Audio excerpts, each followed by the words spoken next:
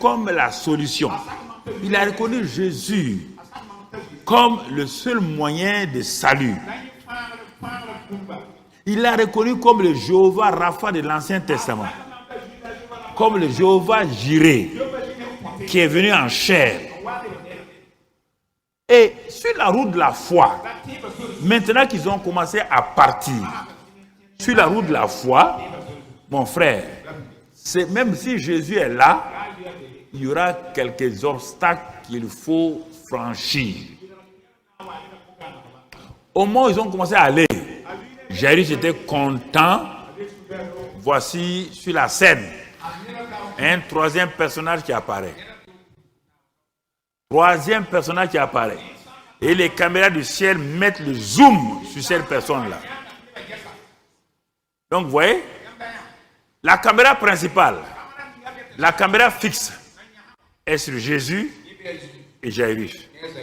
La caméra baladeuse, qui balade, qui prend la foule là. Brusquement, le caméraman a vu, ce sont les anges du ciel. Ils ont vu quelqu'un qui traversait la foule. Une femme. On va réserver ça vers la fin. Une femme. Il va arrêter quoi? Le cortège. Sur la route de la foi, parfois, le cortège qui va te donner la bénédiction, un obstacle, un arrêt pour voir ce que tu crois. Sur la route de la foi, hey, mon ami, il y a des moments où tu vas rencontrer une situation pire que la tienne. Tu dois oublier ta situation pour t'occuper de la personne. Ah oui. C'est ça. Tu vas à l'hôpital là. Les gens ne connaissent pas la route de la foi. Hein? Les gens sont alliés. Chacun doit voir les médecins. Si quelqu'un vient, il y a quoi? On dit non, sa situation est pire. Et pour nous là? Et pour nous là? Pour nous c'est quoi? Et même les chrétiens. Tu vois? Il y a une femme qui arrive, qui arrête le cortège. Jairus n'a pas dit, femme, tu vois, ma fille là, elle est à l'extrémité. Mais la femme là aussi était à quoi? La femme était à quoi? À l'extrémité, non?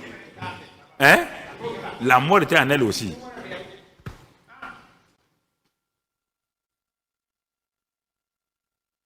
Parfois on dit aux gens, bon venez, on va prier pour vous. Il y a des gens qui veulent se mettre en tête. Je ne comprends pas cette attitude des chrétiens là. Est-ce qu'on t'a dit que c'est le premier qui sera guéri? C'est la piscine de Bethesda, non?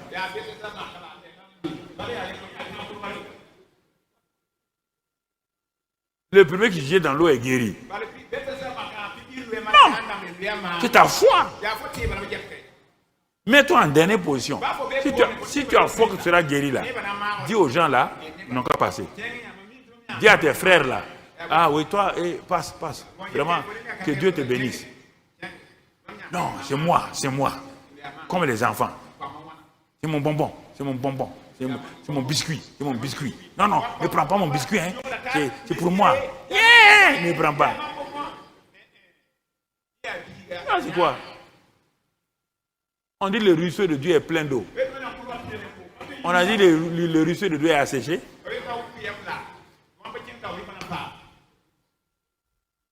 Je vous répète ça. C'est-à-dire que aujourd'hui, là, moi-même, je vais m'asseoir, vous regardez opérer, quoi. Je vais m'asseoir, vous regardez opérer. Et vous venez, je suis content. Ah oui, on est parti là-bas, là. On a vu un Jairus. On a réglé son problème. On est parti là-bas. On a vu une Samaritaine là. On lui a donné l'eau vive. Papa, assois-toi, enseigne-nous seulement. Qualifie-nous. On est parti, tu as vu, non?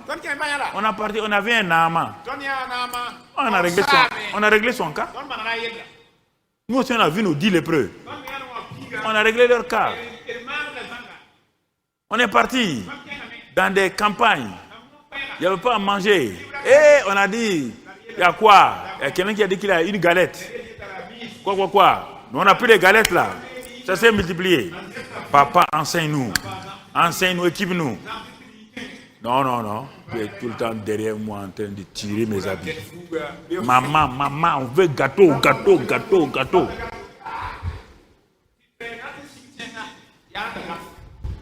Vous n'êtes pas assez grand maintenant?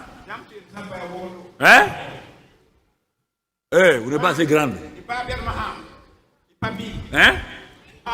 Ou bien il vous faut quoi encore?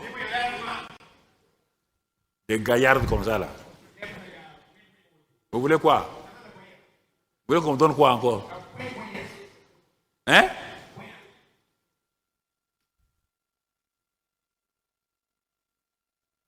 Quelle est cette histoire là? Je vous marie. Et après, vous mariez. Je vous donne lit. Après, je vous donne lit. Tu veux que je descende ton caleçon? Moi, jamais. Je ne descends pas les caleçons des gens.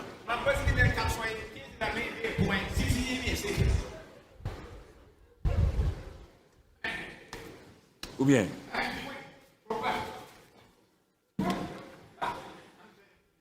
Ça, c'est quelle histoire? Je vous donne tout. Il faut aller. Allez-y maintenant. C'est ça. En 58, quand le petit a pris le petit Pelé là, on ne l'appelait pas Pelé? Il l'a vu dans les quartiers. Il a dit cet enfant là a quelque chose. Tu n'étais pas né encore. Nous on était là. Okay. Il a pris le petit. Il a dit c'est un prodige. Il y a tout en lui pour devenir un grand joueur. On était à l'université. Et du moins c'est d'abord ici, avant de voir la deuxième Coupe mondiale. Mon ami, le petit il l'a pris. Il a travaillé. L'entraîneur sait que c'est lui là, il a une capacité. Mon frère. Et quand la Coupe mondiale est arrivée, la France, donc, le Brésil était sur le terrain. Le Brésil avait des problèmes. A raison des bons joueurs, les Gergino, les Garincha, tous des dribbleurs, des fins dribbleurs. Mais le Brésil était bloqué. Mais l'entraîneur a regardé le petit assis sur son banc de touche. Il a vu que le petit était passionné. Il a vu que le petit là comprenait le jeu. Il n'a rien, c'est comme Paul, il a vu l'homme là, il a vu qu'il avait la foi pour être guéri. Paul dit, lève-toi et sois guéri. L'entraîneur a vu que le petit Pelé là avait tout. Il a fait sortir un dé, il l'a fait rentrer. Quand le petit est rentré, première chose, on a envoyé la balle, il a amorti. Et la foule dit, mon frère, quand il a amorti, il a fait premier dribble, deuxième dribble, il s'est arrêté. Quand il a fait comme ça, il a envoyé la balle là-bas. Quand Garincha a pris, il a envoyé, le petit a fait pagne.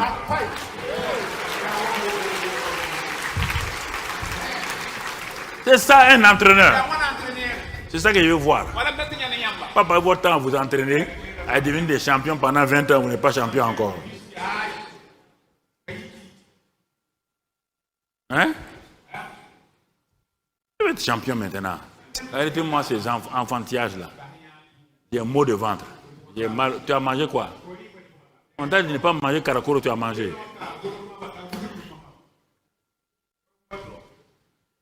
C'est ça. Viens pour lui les mains. Qu'elle soit sauvée et qu'elle vive. Voilà la foi de l'homme. Obstacle. Jairus n'a pas dit, hé femme, laisse-nous passer. Il s'est arrêté. Jésus a réglé le problème de la femme. Ils ont repris la route. Verset 34. Envoie-moi le verset 34. Ils ont repris la route. Vous allez voir maintenant quelque chose. Satan, sur la route de la foi, mon frère, verset 34 seulement, verset 34. Bon, ok. On va aller, non, du moins, verset 24. On a vu verset 24. Et quand cette femme est venue, et quelque chose va se passer. Ce qui va se passer là, il y aura pour écouter, il y aura une bonne nouvelle et une mauvaise nouvelle qui vont venir après qu'il est vaincu, il est passé par le premier obstacle. Quelque chose va venir dans la vie de Jairus. La femme est guérie.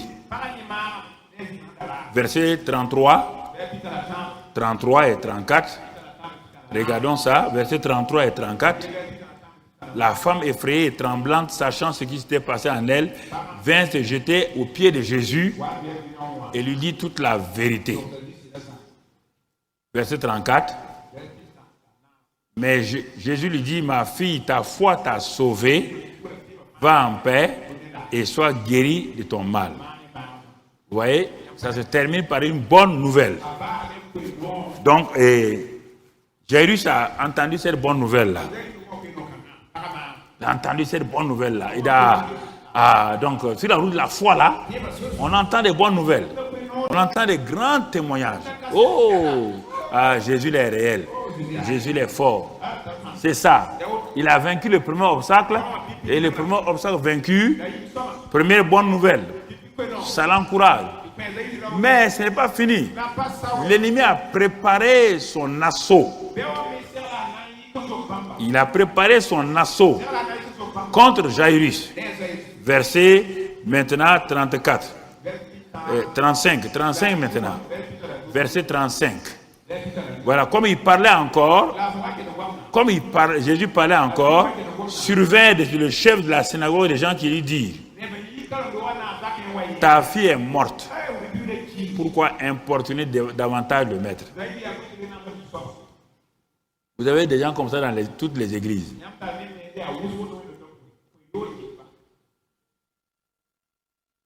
Ils aiment, c'est eux qui annoncent la mort de tous les chrétiens. On dirait qu'ils sont porte-parole de l'esprit de mort, je ne sais pas.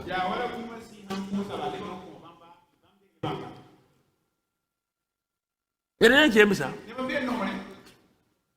Il dit, bon, mon gars, tu as vu? Toi, un chef de synagogue, tu nous as enseigné de ne pas croire en Jésus à cause d'une maladie. Tu es parti te faire ridiculiser, te faire honnir. Résultat, ta fille est morte. Maintenant, tu as perdu ta renommée, tu as perdu ta fille. Il y a des gens qui sont dans les églises uniquement pour dire des choses comme ça. Tu vas dans l'église là maintenant. Tu as des problèmes maintenant. Toute la famille t'a abandonné.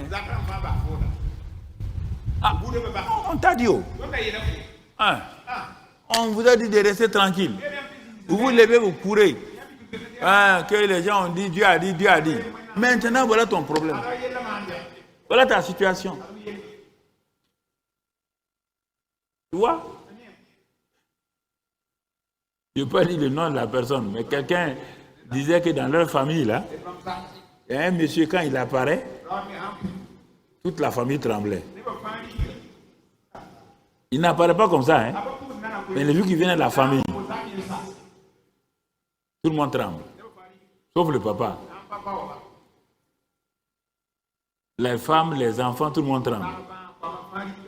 Parce qu'il commence à poser la question, qui est mort déjà? Les gens qui est mort? Pas lui, quand il vient, quand il s'assoit, c'est un tel du village là. Le grand frère de la tante, de l'oncle, du cousin, c'est lui qui vient de mourir. Chrétien, ta bouche n'est pas faite pour ça. Ta bouche n'est pas faite pour dire les choses négatives. Je dis la vérité. Tu ne dis pas la vérité. La Bible dit, vous connaissez la vérité vous rendra libre. Toute vérité qui ne rend pas libre est une vérité d'insulte. La vérité rend libre les gens. La vérité sanctifie. Jean 17, 17. Jean 8, 32, elle libère, elle a franchi. Jean 17, 17, elle libère. Ce que vous appelez vérité là, c'est une insulte. Vous venez de détruire la foi de quelqu'un.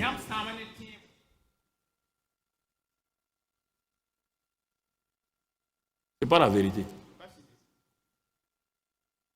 Vous venez raconter des réalités, pas de la vérité. Vous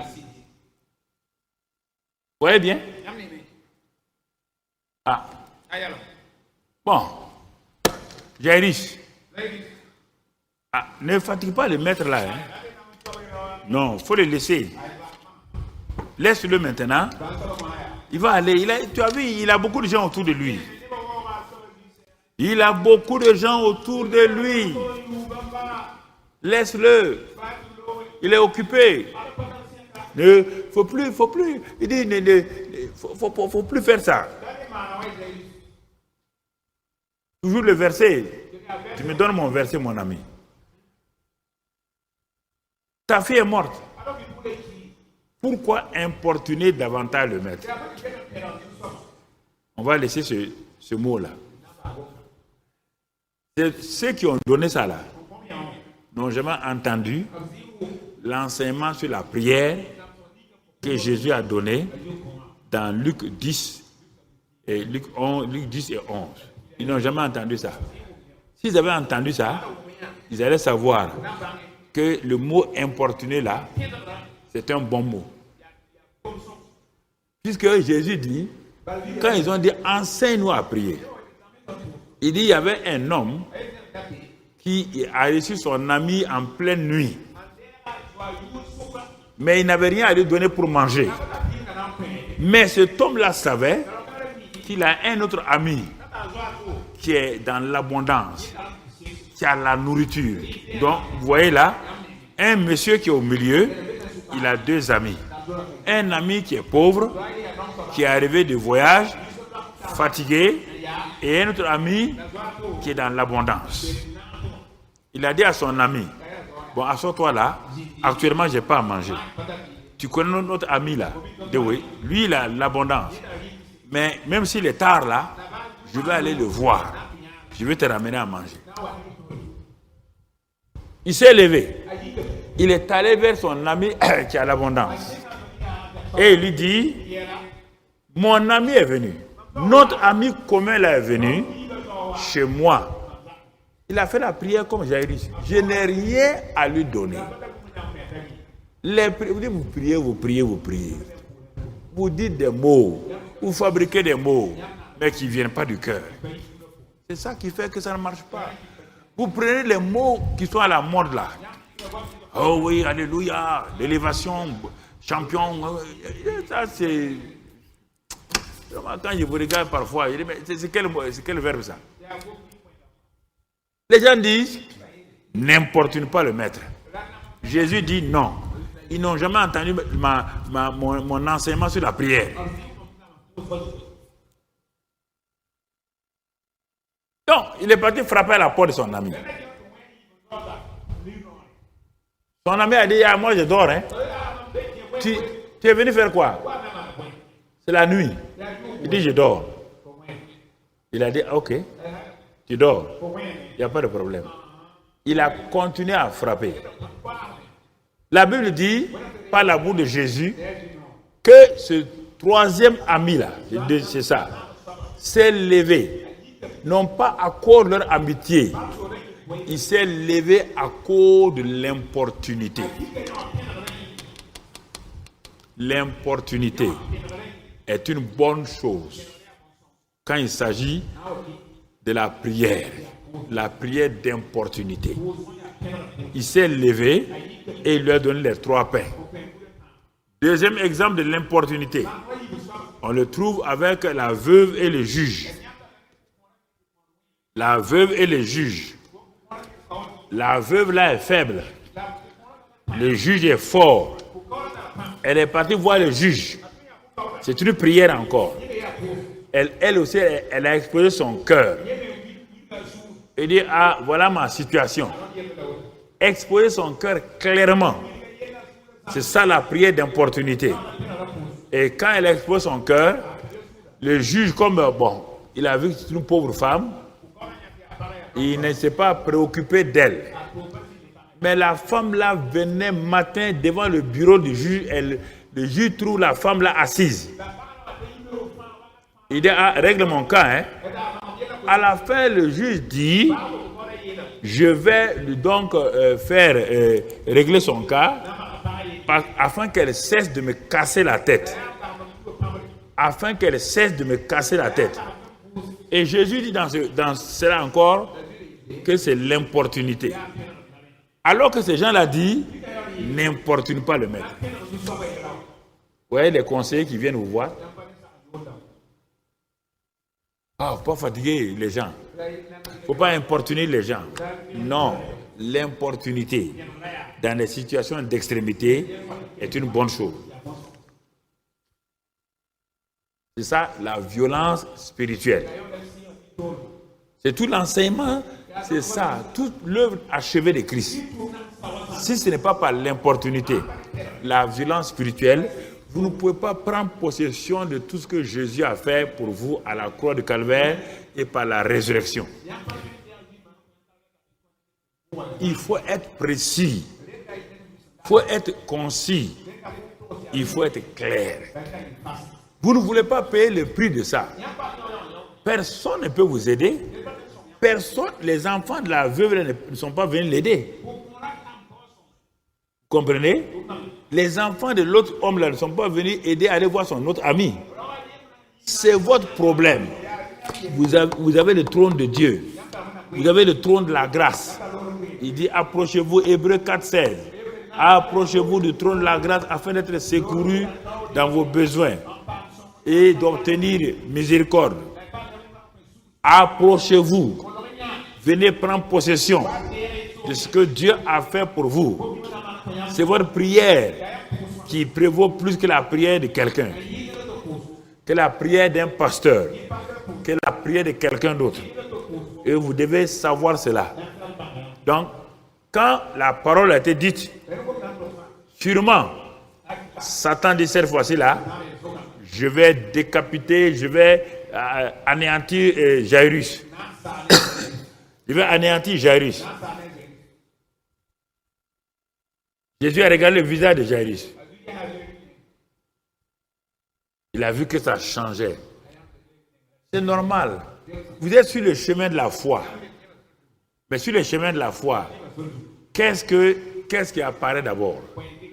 La foi est quoi? L'assurance des choses qu'on fait quoi? Bon, en allant là, Jairus espère arriver là-bas que Jésus va sauver sa fille. Et la parole des gens là vient pour balayer l'espérance. L'assurance va s'appuyer sur quoi maintenant? C'est ça qu'on vous dit. On vient vous dire des choses qui balayent votre espérance. La foi n'est pas encore ferme. Quelqu'un vient vous dire une chose pour vous décourager. Qu'est-ce qu'il fait? L'espérance que vous avez en vous, qui vous permettait que votre assurance là se manifeste, est partie. L'assurance n'a plus de base sur laquelle s'appuyer. Et vous voyez que votre foi chavire. Votre foi est partie. C'est tout le résumé d'avril. Tout est là-dedans. Les paroles, les attitudes, la foi, Jésus-Christ à qui est lié, l'œuvre achevée, tout est là-dedans. C'est pourquoi je n'ai pas voulu mêler autre chose. J'ai pris ce passage, j'ai dit à Dieu, donne-moi le résumé. Il m'a dit, prends ça. Tu comprends? Il n'y a rien d'extraordinaire ici, ce que je vous dis là. Rien. Alors, regardez maintenant, verset 35 et 36. On dit, mais Jésus. Pourquoi on dit, mais Jésus? Quelque chose se passe, c'est Jairus,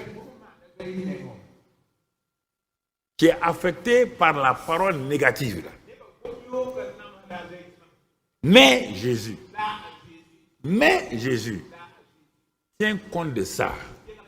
Il ne varie pas. Il ne change pas. Aucune parole négative ne peut le faire changer. C'est pourquoi tu marches avec Jésus. Quand tu es avec lui, quand tes oreilles, ce sont tes oreilles qui ont entendu ça. Mais tes oreilles qui ont entendu là, ces mêmes paroles-là n'affectent pas Dieu, n'affectent pas le Saint-Esprit. Les paroles qui te font peur là, celui qui est en toi là, il est dit qu'il est plus grand que celui qui est au dehors. Rien ne l'affecte. Il ne change pas. Il n'y a pas d'homme de variation. Mais si toi tu changes, tu laisses tomber la foi, tu empêches Jésus de travailler. Tu empêches le Saint-Esprit de travailler. Voici tout le secret. Voici tout le secret. Voici tout le secret. Tout le secret. Alors, mon frère, ma soeur, Jésus, sans tenir compte de ses paroles, vous voyez bien, Jésus ne tient pas compte de ces paroles que les gens disent sur vous. Jésus refuse que les idées que les gens envoient là. Est-ce que tu comprends? Jésus refuse ça. Il ne tient pas compte de ces paroles-là. Non. Non. Qu'est-ce qu'il fait? S'il ne tient pas compte, qu'est-ce qu'il va faire? Il va parler. Parole contre parole. Je vous ai dit, les prophéties les plus puissantes contre vous, pour vous, ne viennent pas d'ailleurs, viendront d'ici. Ils ont parlé, Jairus, tu aurais dû parler. En leur disant non, ne vous inquiétez pas. Vous voyez Jésus là, on est en train d'aller. J'ai dit d'aller sauver ma fille et de lui donner la vie. Ça veut dire que Jairus, toi-même tu as dit de donner la vie. Tu as proclamé que ta fille est morte, non? Jésus est donneur de vie. C'est lui qui aurait dû répondre. Mais parfois, sur le chemin de la foi, on laisse les paroles négatives là venir nous bloquer. Venez nous paralyser. On rentre dans le silence. Ah, je croyais que Jésus allait faire ça. Je croyais qu'il allait faire comme ça.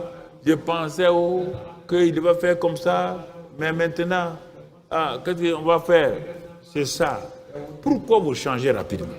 Pourquoi quelqu'un a parlé? Celui qui a parlé là, est-ce qu'il veut votre bien? Non. Tu es parti chercher quelqu'un qui est la vie, qui est le chemin. Tu l'as reconnu. De venir sauver ta fille. Sozo, qui veut dire guérir, délivrer, libérer. Et tu as dit en plus de donner la vie, sachant que tu vas aller trouver la fille la morte. Donc, tu as donné la vie. Mais pourquoi tu as peur? Pourquoi tu dis autre chose? N'a-t-il pas sauvé le premier miracle? Ce n'est pas le mariage à Cana en Galilée. N'a-t-il pas sauvé le mariage là? Mais regarde-le partout. N'a-t-il pas ramené la paix et la vie? Merci beaucoup. La vie et la paix dans la maison de Marthe et Marie en ressuscitant Lazare. Oui, dans les temps de trouble, on dit n'importe quoi. Marthe, je suis la résurrection et la vie. Oui, au jour de la résurrection, il dit non. Non, c'est moi la résurrection. C'est moi la vie.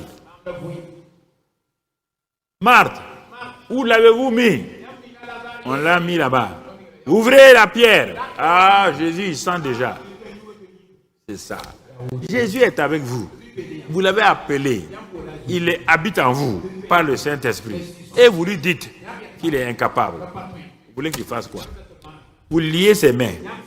Vous liez ses mains. Vous voulez faire quoi? Vous liez ses mains. Vous laissez Jésus pour aller vers les hommes. Venez à notre secours. Il peut faire quoi pour vous? Rien. Je voudrais que ce matin, en terminant ce message d'avril là, ça soit bien défini. Et que ceux qui font le résumé à Impact TV là me donnent vraiment les grandes lignes de ça. C'est important. Ne tenez pas compte de ses paroles. Il va dire ses propres paroles. Il est en train de nous enseigner comment parler.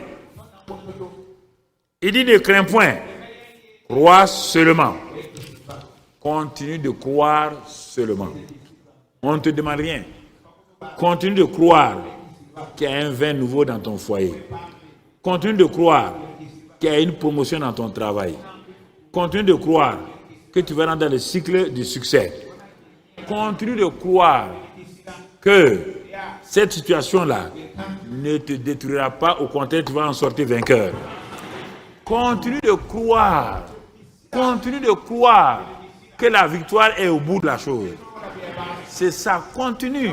Ne crains point. Ne laisse pas la peur. Continue de croire que ton sein là va mettre au monde des enfants extraordinaires.